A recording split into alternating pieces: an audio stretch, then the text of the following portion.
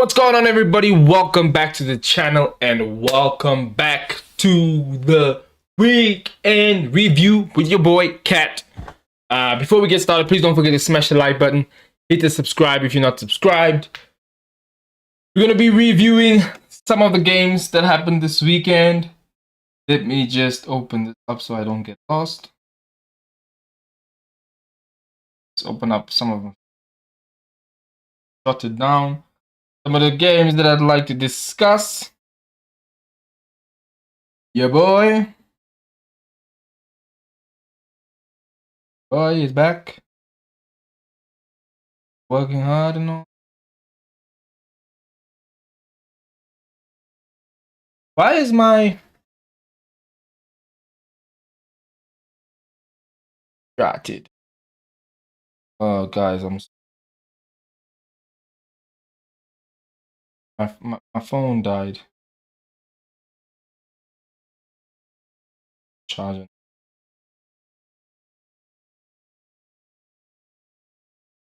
There we go. I'm happy now.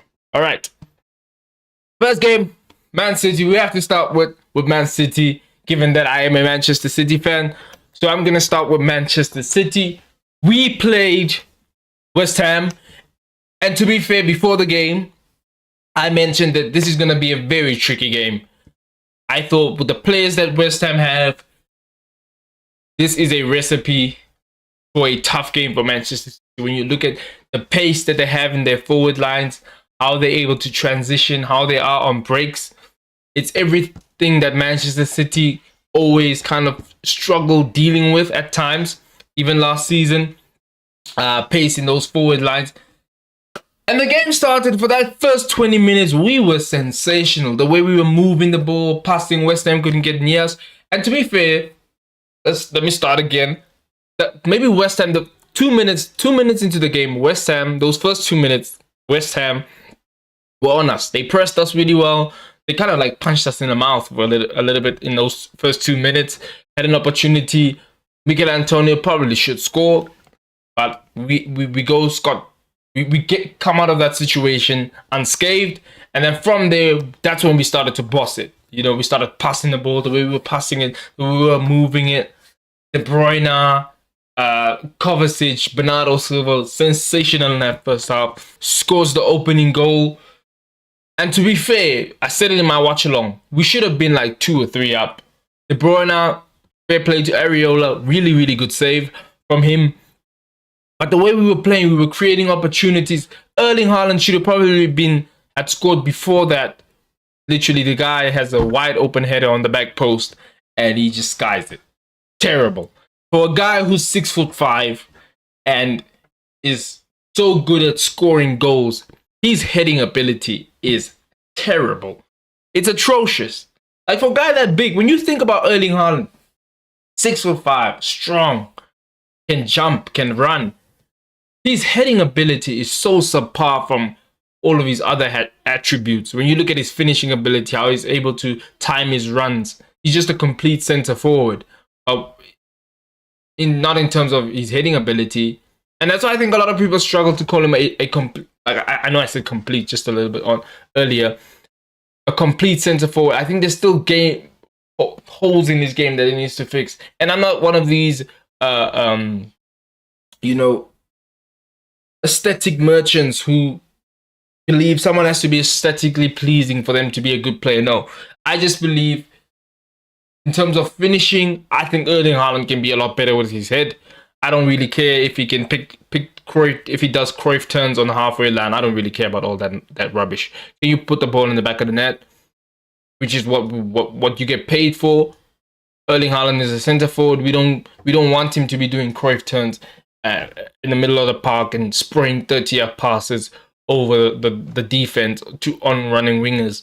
We didn't bring him in for that. And if you're waiting for that, you're going to be waiting for a very long time, I can assure you. Erling Haaland is in our team to bag goals. And I think sometimes his heading ability can let him down. And it did in this occasion. De Bruyne forces a couple of good saves from Areola. And then, right on schedule, like I said in my match review, or match reaction, it seems to me, and hence why I predicted 3-1, it seems to me we've just brought back that thing we used to do last season where we would dominate a game and then a team will literally have one shot. They'd have one action where they go forward, have one shot, and then they'd score. And you can't even blame Edison for this one. Matter of fact, I blame Gavadio because the dude literally just kept backing off till the ball comes in. Diaz feels like he has to do something about it and scores an own goal. Whereas I'm like, Gavadio, close the man down. Close the man down. There's literally 4 guys behind you. Literally 4 guys behind you. Sometimes you need to take that responsibility, say, I'm going to try and close the man down, stop the cross from coming in the first place. Because if Gavadio tries to stop the cross from coming in the first place, Ruben Diaz doesn't have to feel like he has to make the challenge. Because Ruben Diaz thinking is, I don't want to let this ball run across me. Because you remember what happened to Maguire when they were playing against Brighton, when he just let the ball literally just run across him. Mitoma picks it up, plays it back in, Welbeck scores. So Diaz is thinking, I don't want to let this ball run across me because I don't know what's right next to me. Someone could have snuck in without me being aware, without me having seen him, and then he just gets a wide open tap in. So he's thinking, I need to try and clear this ball. I need to try and deal with this ball and not let it get across me. And he tries to deal with it. Own goal, 1-1 West Ham. And at this point, I'm thinking, because in my mind, I'd already told myself this is going to be a difficult game. And at this point, I'm thinking, oh my God. Here we go. I'm thinking, here we go. It's going to be one of those games where we just create or had all these opportunities the first 20 minutes, didn't capitalize, and then all of a sudden it's going to become tough throughout the whole game. But fair play to Erling Haaland. The dude steps up, bags one into the roof of the net. No chance for Areola. I know the ball got hit straight down to Areola. Literally was straight at him. But it was hit so hard and so ferociously that he had no chance of stopping that. It basically hit the roof of the net. He had no chance of stopping it. Fantastic finish from Erling Haaland. 2-1. And then from there, we just controlled the game. I really liked how we controlled the game. We had a couple of more opportunities in that first half. Should have done better. But we go into halftime with a lead. I'm thinking, okay, we're going to come out in the second half. And we're just going to continue from where we left off. Just keep that same intensity. Keep passing the ball the way we've been passing it. Because we were all over West Ham. Barring that goal they scored in that first half and that first 2 minutes they had at the beginning of the game. We were all over West Ham. All over them. And then the second half began. I don't know what Lopetegui said to his West Ham, to those West Ham boys, but they came out on fire. They were all over us. They pressed us. All of a sudden, we couldn't pass the ball anymore. But fair play to West Ham. They pressed us really well. And I'm thinking, oh my God, here we go. Kudus has a really good chance to score. To be fair, they had a couple of actions where they probably should have done a little bit better. But other than the Kudus one, they didn't really have too many clear-cut chances where you could say, okay, this guy should probably score. I think we managed it well in that sense. But in that first 10, 15 minutes of the second half, West Ham were the better team. They were putting the pressure. The fans got behind the players. The players were up. You'd feel the adrenaline was pumping. Even in my watch-along, I was saying, you know what? At this point, Man City, we need to just get on the ball and just keep it. Just take the sting out of the game, because nobody in world football does that better than Manchester City. Nobody does that better than us. Just when you're under the pump, just to take the ball, not to say don't even go, I don't want to say don't go forward, but just keep it. Take the sting out of the ball, keep the ball, and just take the crowd out of it. Let those players settle down. Let the adrenaline rush leave some of the players, the West Ham players, and nobody does that better than us. And we did that. We literally got on the ball and we just passed it for about 10 minutes. And there was a stat that even came up where we had 96% possession and they only had 4 over the last 5-10 minutes. And I was like, that's exactly what we needed. And then nobody does that better than us. Just to be able to take pressure off the game, where you just pass it to a point where the team don't touch it anymore. Because if you have it, they can't score. And I think that we did that really well. I think that was a really important spell in the game. Obviously, the third goal was important, but I think that spell where we were under the pump a little bit, but we just took the ball and we just kept it. We kept it really well. It kind of took the sting out of West Ham. It kind of allowed the West Ham fans to settle down and took them out of the game. And then from there, Pep makes a couple of substitutions. He took Doku off, put Bernardo Silva on the right, and brought Gundogan on to bring more control, because I think he also realized that we need to control it a little bit more, because the West Ham fans were pumped and the West Ham players were pumped. Gundogan comes on and we start to bop. We bopped them, and then Nunes came on.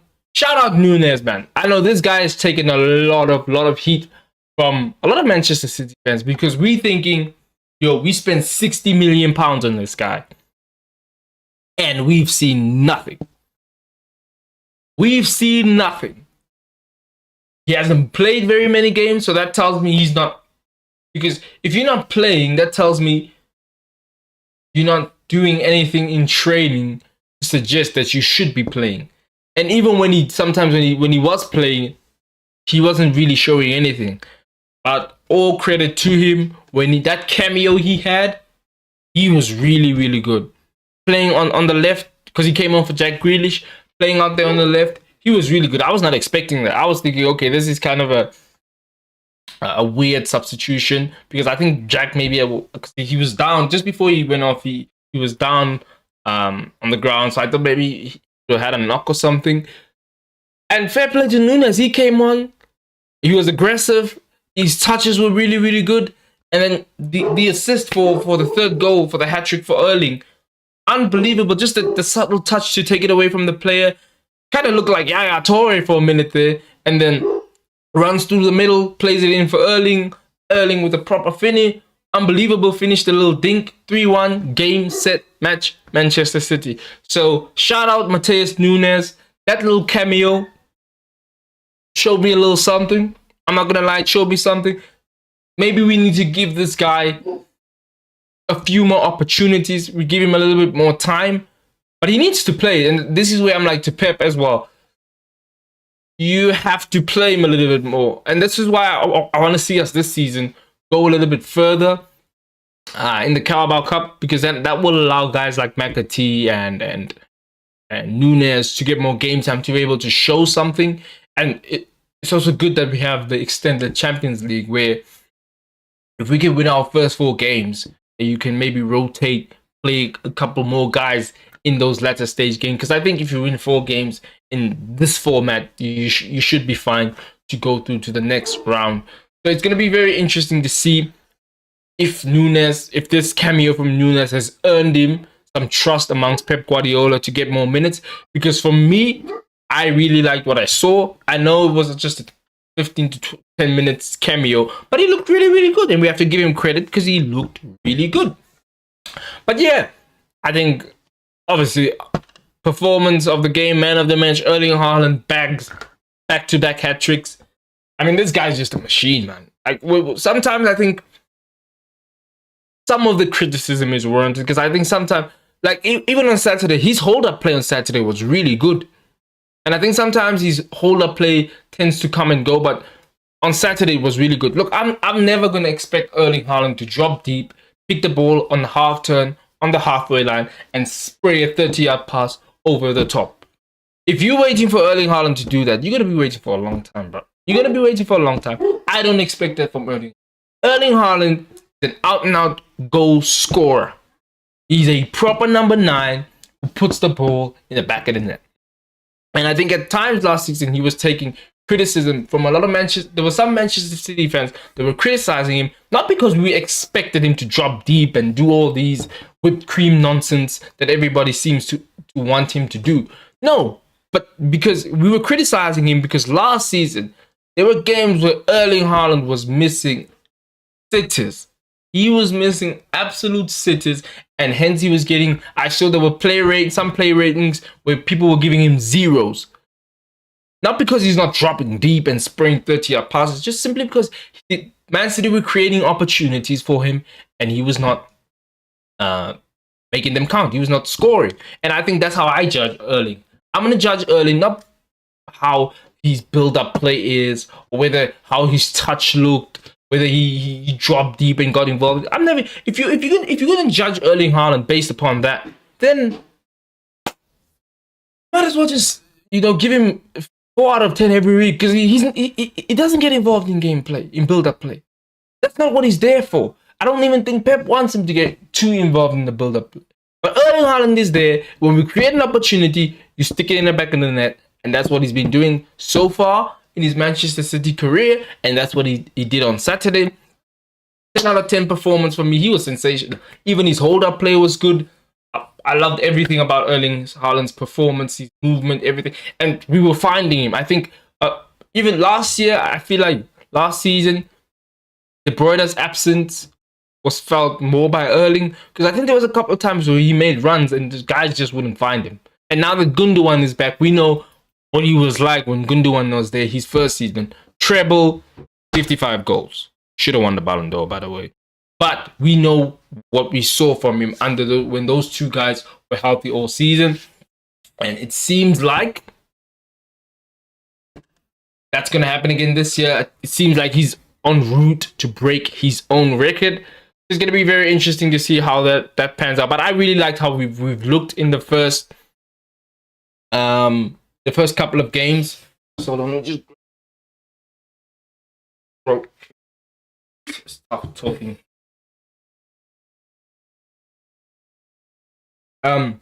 But yeah, I really liked how we've looked the first 3 games. I think we've looked sensational. The only thing that kind of bothers me is that just conceding those nothing goals where the team has been nowhere all game and they get one shot and then they score. That's probably the only criticism I would have said that I would have for us. But given how we started to what I expected, how I expected us to start, because normally we don't look like that. Now, I know it's only 3 games, but normally we look like, oh my god, season where the passing is a little bit off.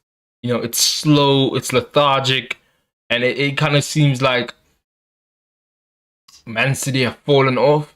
Normally, but we've looked really good in our first 3 games.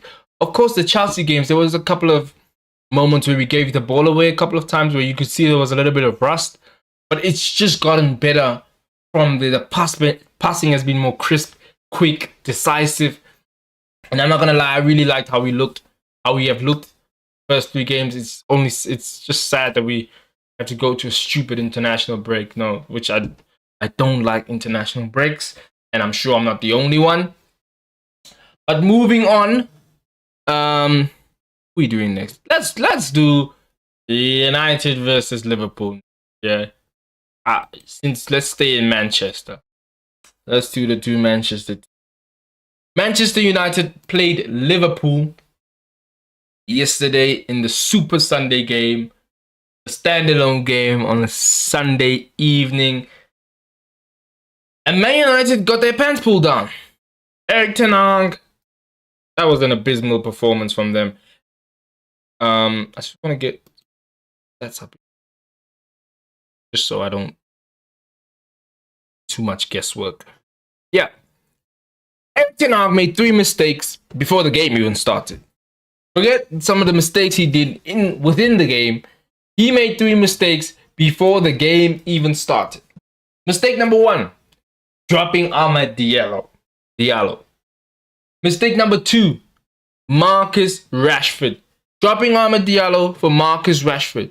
Marcus Rashford, I'm not going to, talk about last season because we know what last season was for Marcus. But the first 3 games this season, forget last season, this season, Marcus Rashford has been atrocious. So, you drop one of your better players, one of your better sparks so far this season has been Ahmed Diallo. And I get it. He did not play well in that first half against Brighton. He was not very good. But I'm not to make excuses for him. dude was going through something.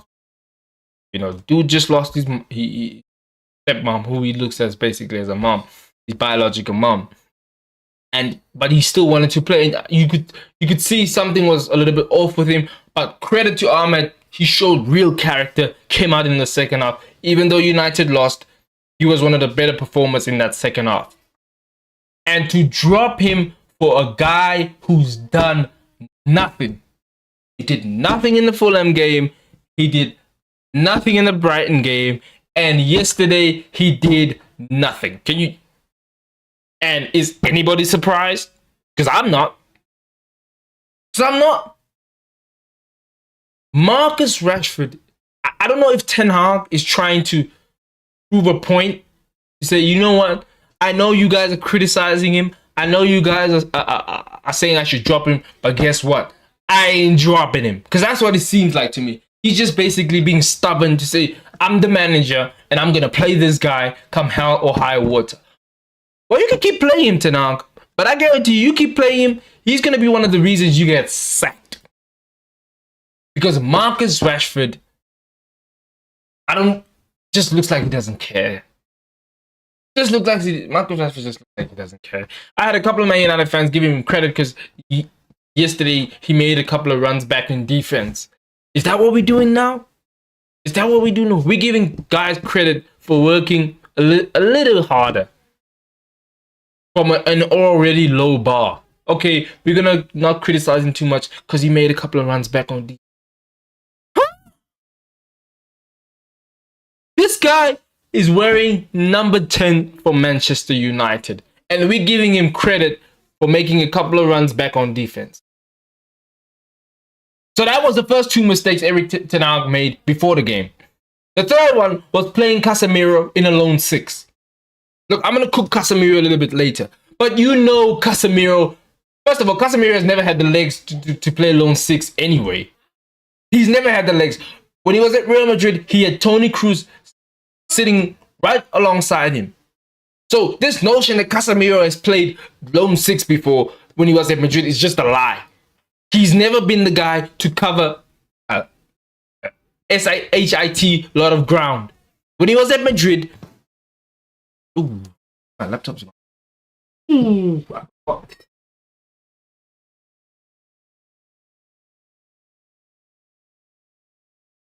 Guys, I think my laptop is about to die.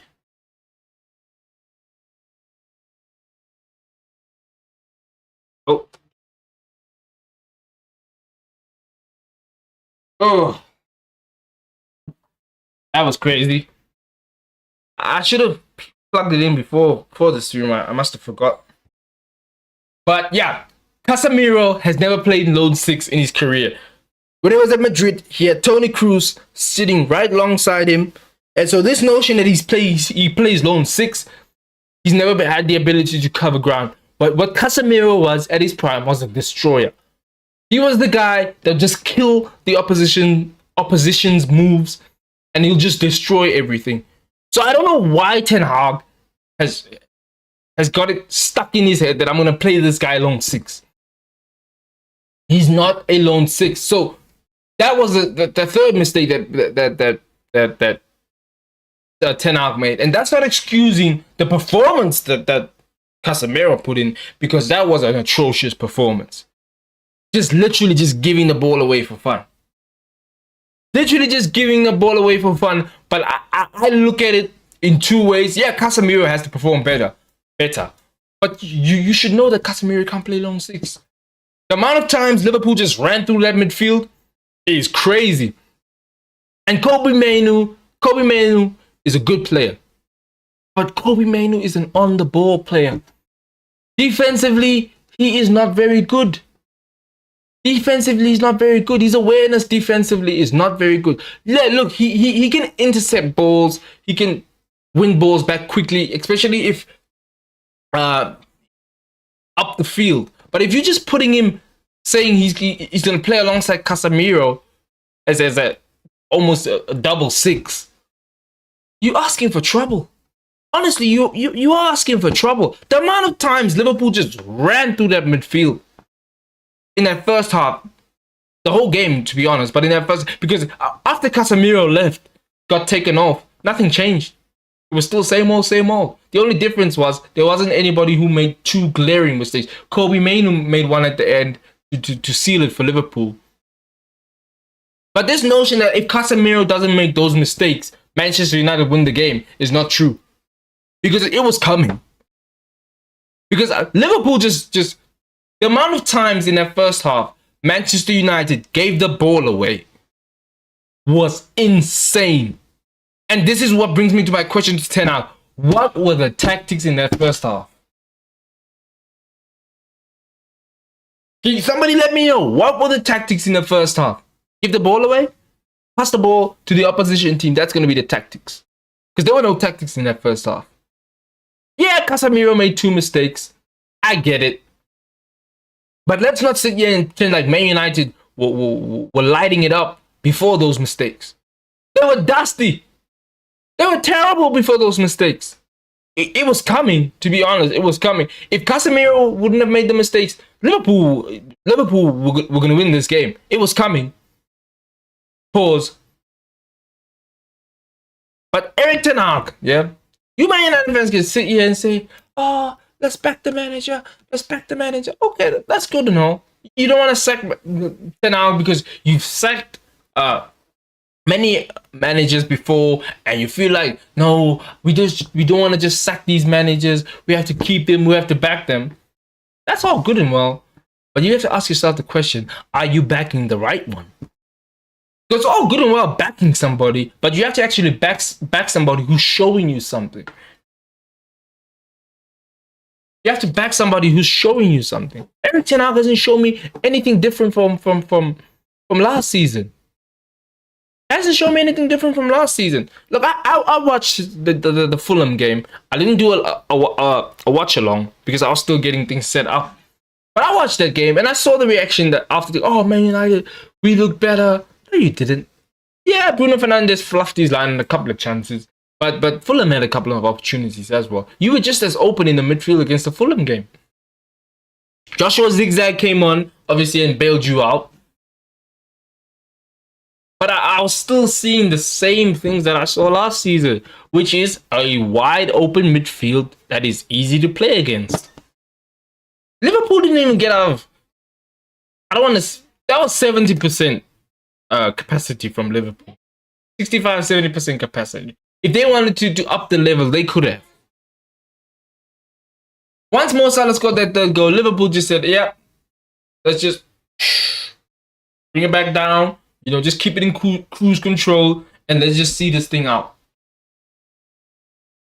Liverpool, if Szoboszlai made a better decision, it could have been 4. I think if Liverpool really wanted to, they could have made it 4, 5, maybe even 6. But once they scored that third goal, they just said, I think that's it. Let's just get it back down. Put it in cruise control. Let's just see to the end. Manchester United, I don't know.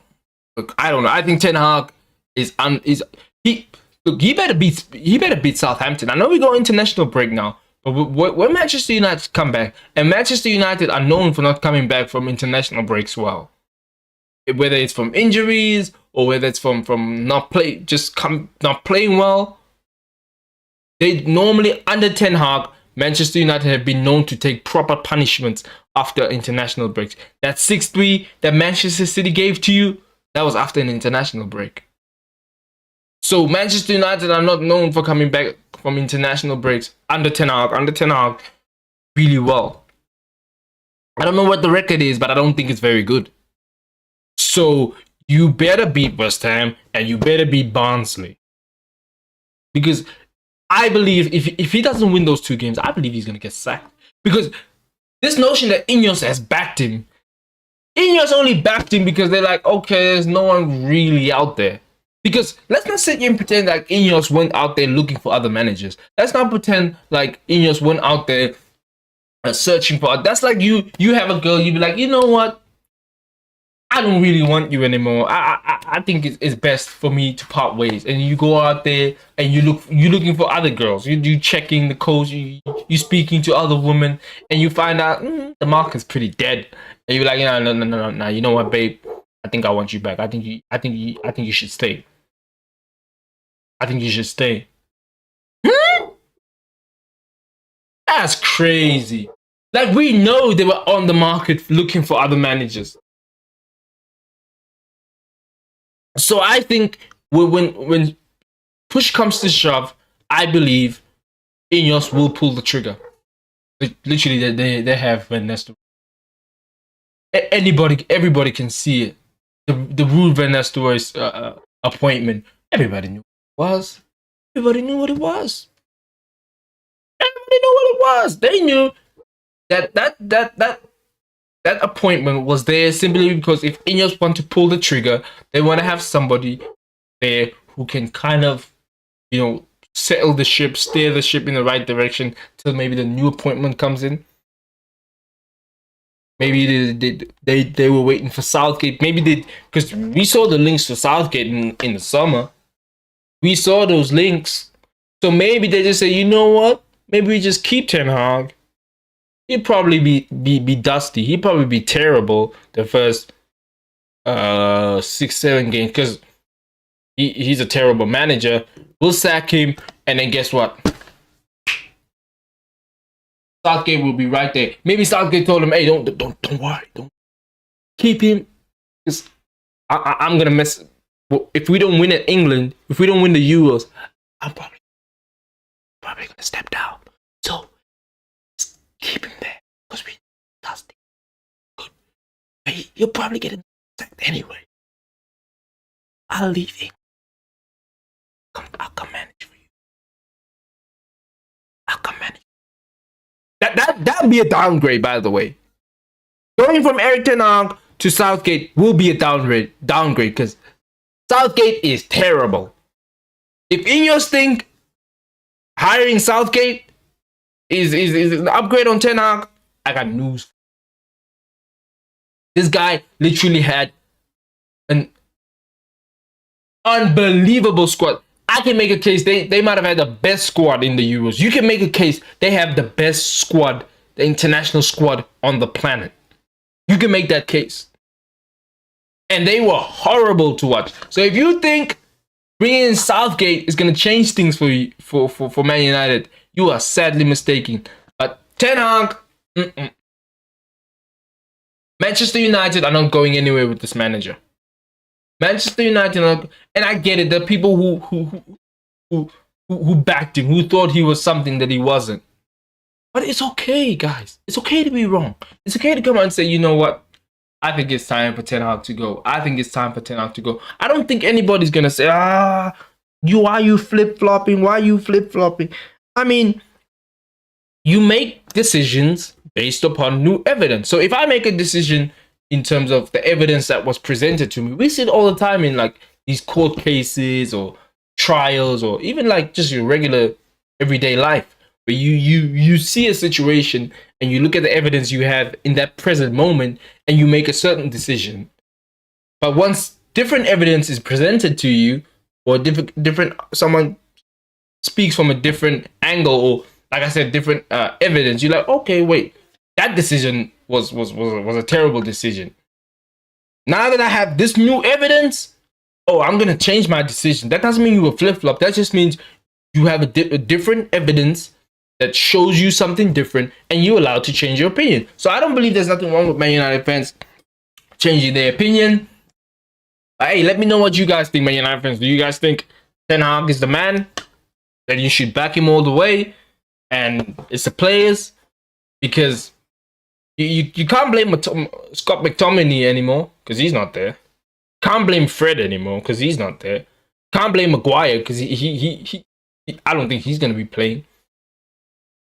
When you look at this squad, most of these players that are there,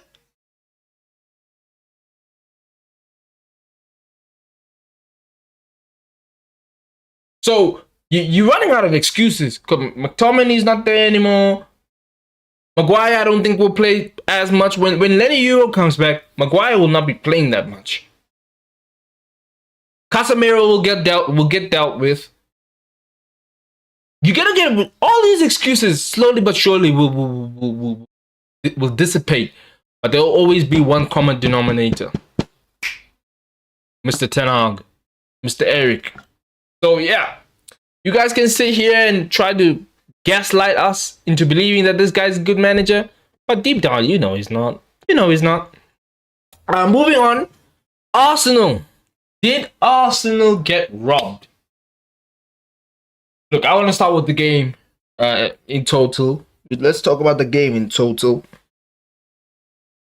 Arsenal came out that first half, sensational performance. Brighton were terrible. Yeah. Brighton were terrible. Arsenal really good in that first half. Probably should have had a couple of more goals. Bukayo Saka needs to do better in a few more of those instances where he should score. Kai Havertz, unbelievable finish. Unbelievable finish. He started the season really well. But yeah, Arsenal were really good. Really good in that first half. There was no point where I felt like Brighton were going to get something out of that game. Because they were terrible. They were terrible. And I have a lot of question marks on this manager. Look, I know he's great and all. They beat an Everton team who we're going to talk about a little later. They're going to get relegated. Everton going to get relegated. So they beat that team. They beat Man United team. Man United shit. They have a shit manager. I actually believe Man United do have some decent players, but the guy who's managing it is terrible. And then when they came up against Arsenal, it was men v boys in that first half. They weren't passing. They don't look like. I'm not seeing what I saw from De Zerbi when De Zerbi arrived at Brighton. That press is not so ferocious. It's not as ferocious as it was. Some of the tactics don't make any sense to me. Look, I'm not a tactical savant. I don't know football probably like the Hustler guy does. But I'm just a fan who's been watching the game for a long time. And some of the concepts don't make any sense to me because he's playing a high line, but he's not getting the forward players are not pressing. So I'm like, he's basically doing what Ten Hag does for Man United. A high line, no press in front. At least with Ange Postecoglou, the line is high, but those forward players are pressing, trying to get pressure, trying to force a mistake. You turn the ball over because that's what a press is. You try to pin a team. That's why you play a high line, because you're trying to pin a team with that press. Brighton are playing a high line, but with no press in the front line. So Arsenal were just hitting those long balls over the top. And Saka was having a good time. And Trossard was having a good time. I don't know why they didn't do it more.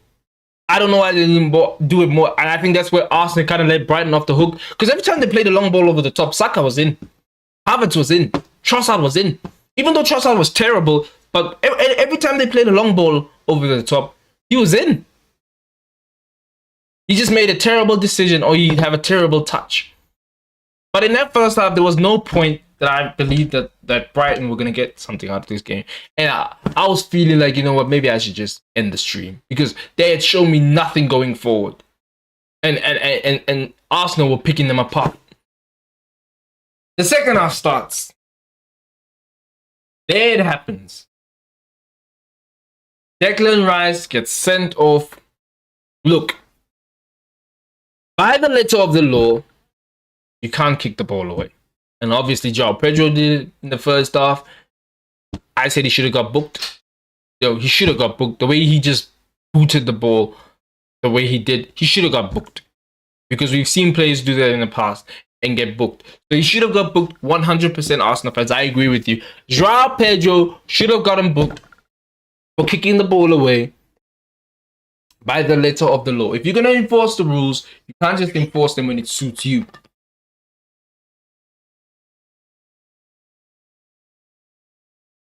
You have to enforce them all way round. So 100%. João Pedro should have been booked by Declan Rice. Come on, bro. You know you're on a card. And we all, I don't know why everybody is surprised. Everybody says, "Why the referee, you gotta use common sense." Since when? Since when do we expect referees to use common sense? Since when? We know the referees in the Premier League are terrible. Some of the decision making from these referees is atrocious. We know VAR is terrible in the Premier League. So why is everybody all of a sudden saying, oh, the referee needs to apply common sense? Since when do referees in the Premier League apply common sense? Because the inconsistencies have been there for the longest. We know referees in the Premier League are dusty. There are some terrible referees in the UK. So Declan Rice, why are you putting yourself in a position where the referee can make a decision? Where the referee can put the whistle to his mouth, pause, and make a decision. To blow the whistle and make a decision. As soon as you kick that ball, by the letter of the law, he can book you for a yellow card and send you off. And that's exactly what he did. Look, was it soft? Absolutely. Was it unnecessary? Absolutely. Because that changed the whole dynamic of the game. Because I believe, personally, if Declan Rice doesn't get sent off, Arsenal probably win that game 2-3-0 very comfortably. Because that's what they were in the first half. Comfortable. Brighton won't show me anything going forward. That decision changed the whole game. And I get why Arsenal fans could be outraged at the decision, but you also have to throw some accountability Declan Rice's way, because you are on a card. And the last thing you want to do, especially playing in the Premier League, especially having seen some of the decisions that these referees make, don't put yourself in position where the referee can blow his whistle and make a decision against you. Because you know he's probably going to make a terrible decision that ends up costing your team. So for me personally, Declan Rice should be better in that situation. Just walk away, bro. Just walk away. Brighton had no business in getting anything out of that game. The game simply just changed because you got sent off. And look, I understand why some Arsenal fans are upset. I get it. 100%. It was a terrible decision. Look, by the letter of the law, it's a yellow card. But come on. That's petty. What the referee should have done, should have called them both, like, hey, you two, stop effing about, get back to the game. That's what he should have done. But we know these referees are terrible. We know these referees make terrible decisions all the time. Literally, every week, there's a refereeing decision where you're like, oh my God, what are you thinking? What are you watching? Every week we have these conversations about referees being terrible. Every week we have these conversations. So it's not a surprise to me that the referee made that decision. It's not a surprise. We know referees are terrible in the Premier League. And it literally switched the whole game in favor of Brighton. From there, the question for me was, can Arsenal, for that first 10 minutes after Declan Rice gets sent off, can they try to take the sting out of the game? Can they be defensively compact, not allow Brighton anything? And unfortunately, they couldn't. Brighton scored the goal. But then, to be fair to Arsenal, as the game got closer to ending, Arsenal had some really, really good opportunities to win that game. Bukayo Saka had one.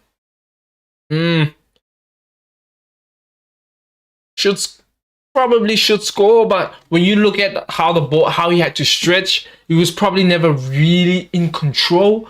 But normally a player of Saka's ability, a player that we know can stick the ball in the back of the net, you would expect him to score from there. But I kind of understand, he's stretching. He's not really too in control of what's going on. But Kai Havertz. And this is why I think Arsenal needed to get a striker, a deadly striker, and sorry for lack of a better word, a killer. Someone who can get one opportunity and when you're in trouble can pull you out of the fire. If that's Erling Haaland, if Manchester City are down 1-1, are tied 1-1 with a man down, and Erling Haaland gets in a position where Kai Havertz was, that's hitting the back of the net. That's hitting the back of the net. Kai Havertz is a good player, really good technical player, but he doesn't have that where he doesn't do anything all game, and then you'll create one opportunity and he'll score. He doesn't have that because he's not an out and out striker. He should have scored. Look, he did the hardest part, which was hold the defender off, the touch, and the turn. That was the hardest part. The finish, one-on-one with the goalkeeper, you should be slotting that into the bottom corner. You should be slotting that into the bottom corner. You go to the goal, you run to the flag, you slide, the bench comes, celebrate, yeah, you win 2-1. All of a sudden, we sitting here talking about, you know what, Arsenal showed real character, being a man down, 1-1, and they somehow lift themselves up to win the game 2-1. That shows that Arsenal, serious business. That Arsenal means serious business. The mentality in that team is starting to move in the right direction. But then, Kai Havertz. If I'm an Arsenal fan, that's something I'm looking at. I'm like, oh my God, Kai, bro, you have to score from there, man. Because if he scores from there, the confidence that would have given the Arsenal fans or even the Arsenal players to say, even if we are man down, we can still find a way to win. And that's the mentality part where when you look at Liverpool when they were down, I think it was last season, when they were down to 10 men against Newcastle, you saw what they went and did. We saw Man City be down against Forest, still found a way to win the game. So I think that moment from Kai Havertz would have changed so much. It would have changed everything. Everybody would have said, you know what? This Arsenal team are showing the proper mentality to go on and win the Premier League. Because even in adversity, even when they face adversity, they're showing us to say, you know what? We can knuckle down and we can find a way to win the game. And Kai Havertz ruined that for him. To be fair, Declan Rice, in my opinion, should be smarter. Even though it is a terrible decision from the referee, but we know referees in this league make terrible decisions actually every week. Every week they make terrible decisions. So I get why the Arsenal fans are upset, but Declan Rice, don't put yourself in a situation where a referee has to make a decision because you know he's probably going to make the wrong one. He's probably going to make the wrong one because the referees in the Premier League are terrible. So that's my summary on Arsenal versus Brighton. And like I said, Brighton, look, I know everybody is jumping on the Brighton train to say, oh, they haven't lost a game yet. But I'm being honest. Look, I could end up being wrong, and this could be Brighton for the whole year. But I do not like what I'm seeing from Brighton. They don't pass the ball as crisp as when De Zerbi was there. Hell, I can even make the case they're not passing the ball as well as when Potter was there. That high line. The amount of times Arsenal just played one long ball and they were in. In my opinion, Arsenal didn't do it enough. I want to see you play that stupid high line against Man City with Erling. And then don't get pressure from your forward play. Don't and allow your forward plays to drop back because that doesn't make any sense to me. When you play high line, you need to press. So I'm not convinced about Brighton. And maybe that's just me, but I'm not convinced about Brighton and I'm not convinced about this Herschel guy. Look, I get it. The story is great. 31-year-old manager managing in the Premier League. There are players that are older than him. He was 8 years old when the Premier League started. I think something like that. But I don't like what I'm seeing. Let's move on to Newcastle versus Spurs. To be fair, Spurs will probably be kicking themselves because, in my opinion, both goals came against the run of play. Both goals came against the run of play. Spurs, barring the final third, Spurs were really good. I think, obviously, hindsight is 2020. I think if Solanke plays, I think he probably bags like one or two of those opportunities because some of the finishing from Spurs players, oh my God, Brennan Johnson, like towards the end, Brennan Johnson takes one of the best touches you'll see from a player inside the box. and the finish he puts it in Rosette. I'm like, bro, how do you do the hardest thing, which is taking it on a touch, and by taking that touch, beating your man, taking Dan Burns out of it, and then putting it in Rosette. Some of the decision making in those final third, in that final third, is terrible. Like, if I'm Ange Postecoglou, I'm like, okay, I get the manager is responsible, but at what point are we just gonna look at some of these players and be like, at some point you just have to stick the ball in the back of the net? Yeah, we can look at the manager. Managers this. I think sometimes managers get too much blame, and sometimes I believe they get too much credit for wins and losses. Because you can take, like, it's the same concept. You can take a horse to a drinking hole, but you can't force it to drink. When you look at Spurs, how they progress the ball from the back line to the midfield to the forward area, that's Ange Postecoglou. That's what he's teaching these guys. But at the end of the day, Ange Postecoglou can't stick the ball in the back of the net. Some of these players need to start taking responsibility. What are you doing in training? What are some of these players doing in training? That's what I want to know. What are some of these players doing in training? Are you guys practicing finishing? Are you guys practicing shooting on your weaker foot? Are you guys practicing one-touch finishing? Because the amount of times players were in good positions in the box for Spurs, and then just take 2, 3, too many touches, and then all of a sudden the opportunity is gone. I'm like, yo, do you guys not practice first-time finishes? Do you guys not practice that? Are you staying after training to work on your finishing? Brendan Johnson, you know your finishing is terrible. Are you staying behind practice and 30 minutes, an hour, just to work on your finishing? Because from what I'm seeing, I don't think so. Because we can all blame Ange Postecoglou. And look, I think sometimes that high line can be a little bit ridiculous. But when you look at how Spurs are progressing the ball from the back line to the midfield to the forward areas, it's unbelievable. It's so good. It's well tuned. In that Newcastle didn't perform well. Newcastle didn't play well. They did not play well.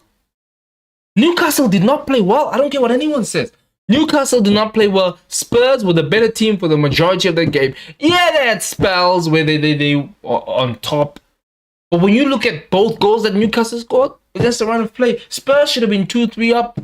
By the time Newcastle got their goal to make it 2-1, Spurs should have been 2 or 3 up. And by the time Newcastle got the opportunity to score their goal, Spurs should have been 1 or 2 up then. Newcastle did not play well.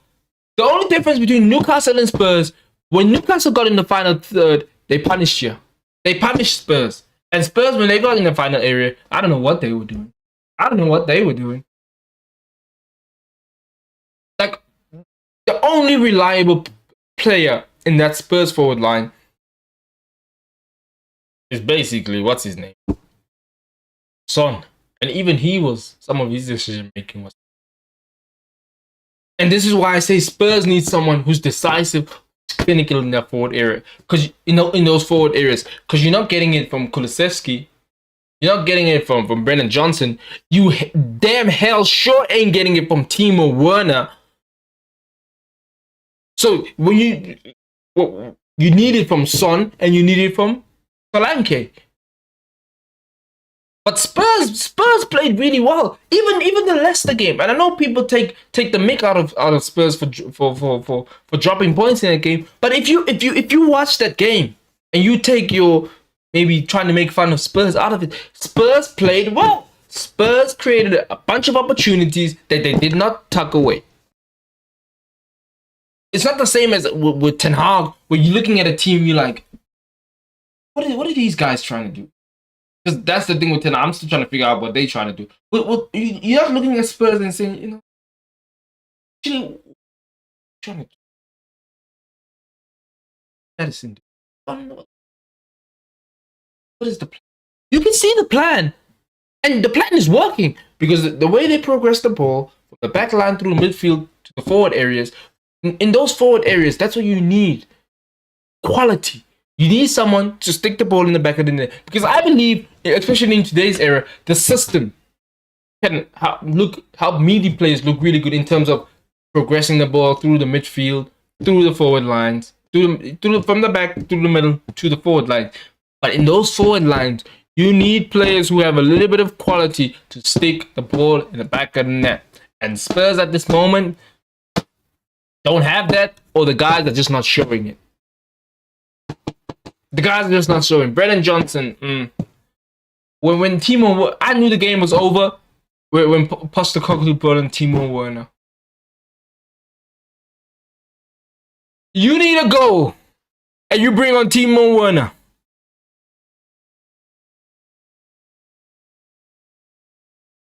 If Timo Werner is your answer, you are asking. If Timo Werner is your answer, you are asking the wrong question. Because at no point, if you need a goal, should you be bringing on Timo Werner. Hey, if you bring him on the last 10 minutes, you up 2 or 3 or 4. Hey, Timo, have at it. Go run around, have a kickabout. Not when you need a goal, because that guy ain't gonna get. He definitely not gonna get you the goal. And so, yeah, I think Spurs fans should feel a little bit hard done, because I think they actually play well. I do.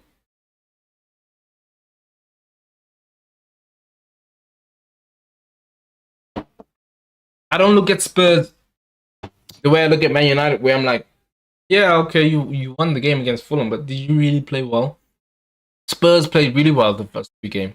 And I know they beat an awful Everton team at home, but the performances of Spurs have been there. Even against Leicester, the performance was there. Even though Leicester looking like they probably going down as well, the performance against Newcastle was really good.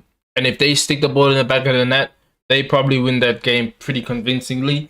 But unfortunately, that's just how it goes down in football. You don't score, you don't take your opportunities.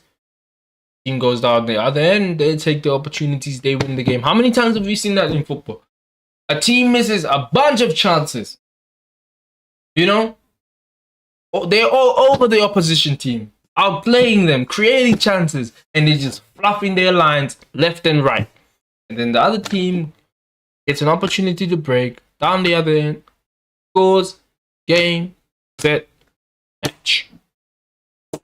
That was Spurs yesterday. And so if I'm a Spurs fan, I'm really disappointed. But let's move on to... What are we doing? You do Chelsea? Nah, let's cover Chelsea real quick, and then we'll move on. I think we're going to end it with... We'll do Chelsea real quick, and then we'll do Chelsea real quick, and we'll cover Aston Villa just together. Chelsea...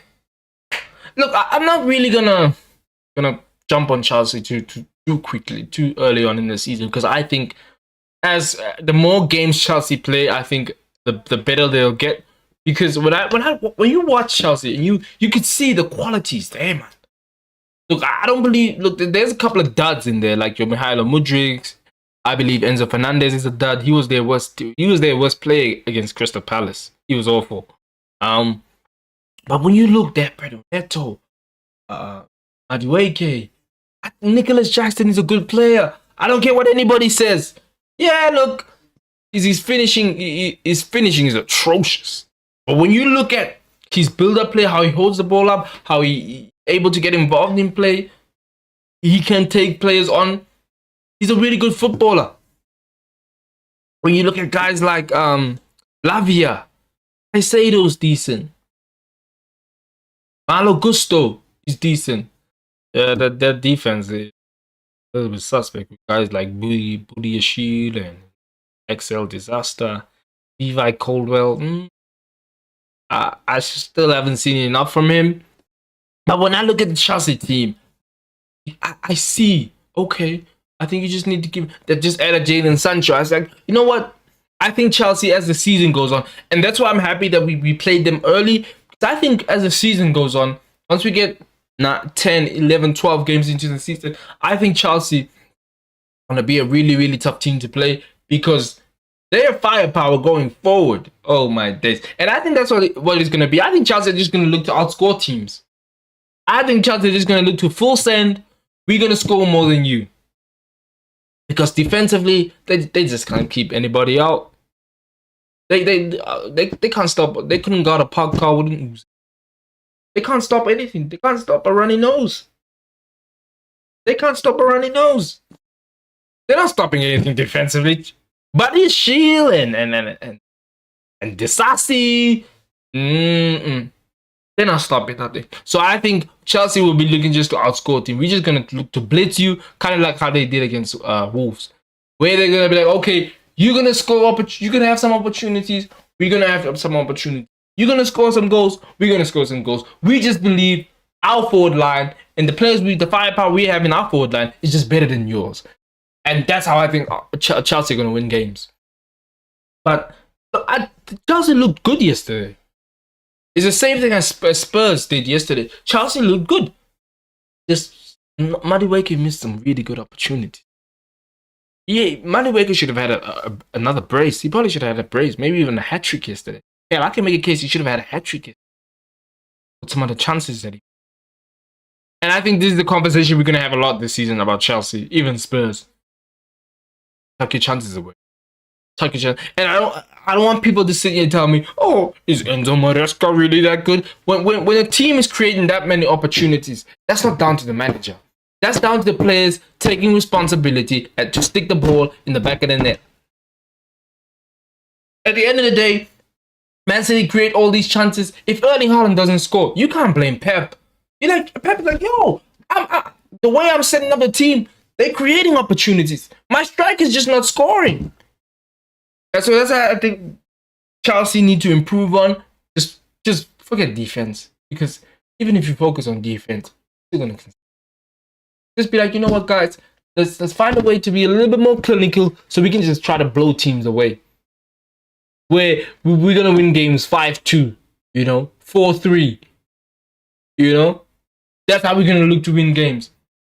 Because defensively, we're terrible. Aston Villa beat Leicester City 2-0.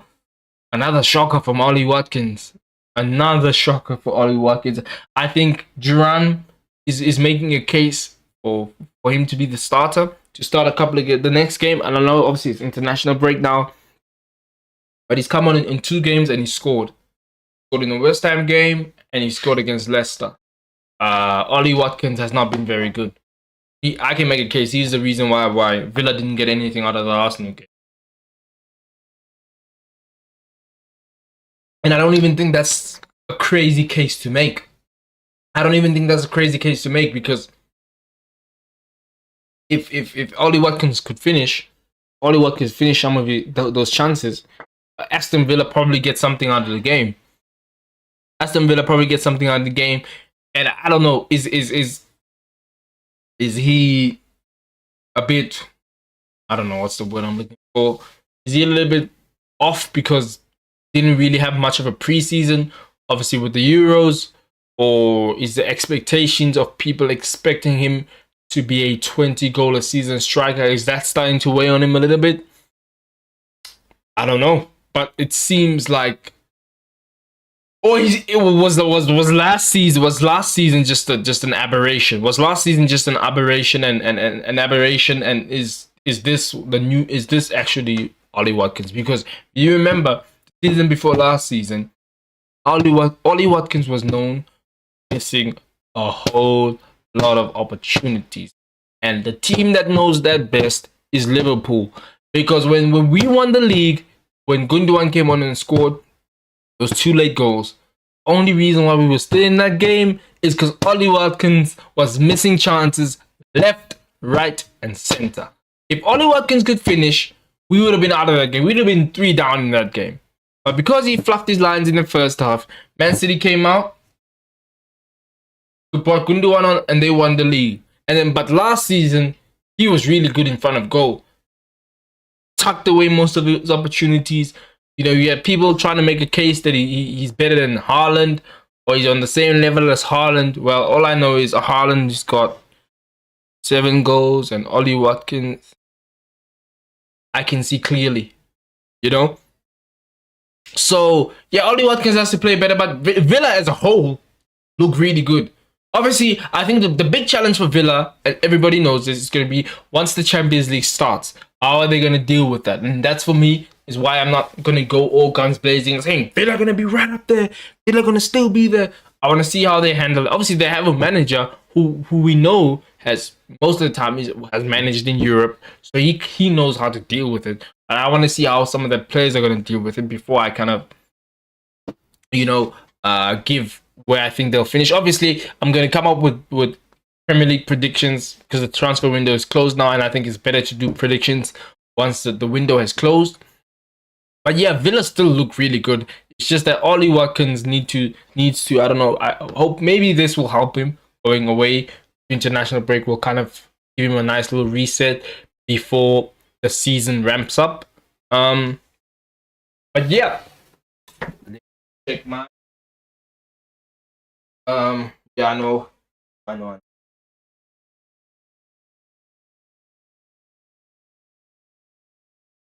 Camera. That's the light. Charging.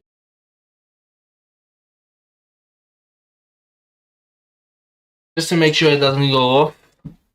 But yeah, I think Villa looked really good. 2-0 win, well-deserved win. Leicester look like they're gonna go down as well. They're not looking too good. But yeah, brings me on to my final review game of this episode, and that's Everton. Everton fans, I'm sorry, but you lot are gonna get relegated. You guys are going to get relegated because Everton are showing me everything of a rated team that is bound to get relegated. Because there is no way you can be 2 goals up, yeah, in the 85th, 86th minute, and you lose the game 3-2, and you think you're gonna stay in the Premier. No way, man. Because I get the last season we fumbled against Crystal Palace when we were up 2-0 just before we went to the Club World Cup. Up 2-0, we end up drawing the game. But don't lose the game. Everton, do not lose the game. You can't lose the game being down, being up 2-0 in the 86th minute and lose the game 3-2. Conceding 3 goals in 9 minutes. Huh? 3 goals in 9 minutes at home? Nah. Come on, guys.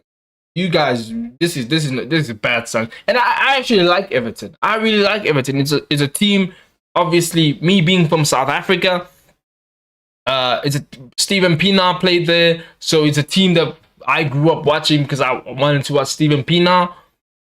But Everton, man, no. Everton do not look good. And I know it's only 3 games in the season, but some of this you got battered by Brighton at home. You got smashed to pieces by Spurs away. And yesterday you just disintegrate in the last 9 minutes. Where I'm like, I hate to say it, but I think Everton gonna get relegated. There's no way you can be up 2 goals in the 86th minute. And then 9 minutes later, you're losing the game 3-2, and your fans, literally, the stadium was empty at the end of the game. The stadium was empty at the end of the game, and I think it's just disappointing for Everton fans when I look at some of the, because they have, the thing is, I think sometimes we like to sit here and look at like a team sheet, and we look at the names on the team sheet, but you know what? This is a decent team. This is a decent team, but we all watch football with our eyes, and football is not played on paper. You can watch those players and be like, those are good names, but when you watch them, you're like, this is giving me relegation vibe. And every time I watch Everton, I'm just getting relegation vibes. I think they're gonna get relegated. I honestly think Everton gonna get relegated, and yeah, it's sad because I actually quite like Everton, but it's just sad to see how horribly run that football club is. And that Mashuri guy, I think that's his name, and the hole that he's put that football club in, and I think it's gonna be a disaster. And this is why it pains me to say they're gonna get relegated, because they got a new stadium coming. So you don't want to be playing in a new stadium in the championship with all that debt, because you don't know when you come in. Because championship is difficult. You're not sure if you're just gonna come straight back up. You'd like to think Everton are gonna do so, but Newcastle went down, and I think they spent like 2 seasons down there. Sunderland went down. When Sunderland went down, people thought Sunderland was just gonna bounce back up, because they were a Premier League team. They're still down there. Bolton Wanderers. We all saw Bolton. We all knew Bolton would come up sometimes and then go back down, and then they'll come up. Bolton went down, never came back up again. So Blackburn Rovers went down, never came back up again. So we know Leeds. It took Leeds a minute to get back, and they went back down. We thought they were coming back last season. They didn't, and who knows them? The way to see, I haven't seen where they are in the championship. Let me just get the championship. Champion. I don't know. Champion. EFL, EFL, championship standing. And don't worry, guys. From next week when I do review, I think I'll find a way to try to get it up, so when I'm on like here, you actually see what I'm doing. Okay, Sunderland are leading it. Leeds are fourth. So you're not sure that you're just gonna go back down and come back up. So that's why it pains me to say Arsenal are gonna go back down. I mean, why do I keep saying Arsenal? Everton are gonna go down because they have a new stadium, and I think with the debt they would have acquired to build that stadium, you don't want to be in the championship, because that could be bad news. That could be bad news. But hey, it's still early on in the season. They have opportunities to fix up. I think the international break, I think they'll be one of the few teams they'll be like, thank God it's international break. And Sean Dyche will have to conjure up a plan to find a way to keep this team, or to get this team to start picking up some results. Because the last thing you want to do is put yourself in such a big hole where even when you start winning games towards the end of the season, it doesn't help, because the hole you dug yourself into is so deep. So I think they might want to start picking up a couple of results, a couple of points here and there, just to make sure that pack, because I think there's going to be quite a few teams involved in that relegation battle. So you don't want to let that pack get too far ahead of you, where your goal difference is like -50, and you end up having to pick up insatiable amount of points, and your goal difference is terrible. So I think Everton need to just revert back to type and just become really difficult to beat. Stop trying. Don't focus on if you perform well. Just make sure. Let's just go in there. Difficult to beat. Look to get a result. You know, when we up 1 or 2 goals, we close it up. You know, we shut up shop. Let you know you ain't coming in here. You're not getting in. And I think that's what is required from Everton if they're gonna have any chance of staying up. But again, guys, thanks for tuning in. My first weekend review of the season. God willingly, this will be one of many more. Please don't forget to smash the like, hit the subscribe button. Till I see you guys again. Thank you. And I think I will be, because it's international break on this channel, I'm gonna start doing playing some EAFC career mode. Yeah, I'm gonna be doing a lot on this channel. Playing some EAFC. You know, I'll do a couple of interesting like lists or rankings, just to, you know, spice it up a little bit. But yeah, thanks for tuning in, guys. Really appreciate you guys watching. Please don't forget to smash the like, hit that subscribe button. Till I see you guys again. Thank you, and God bless.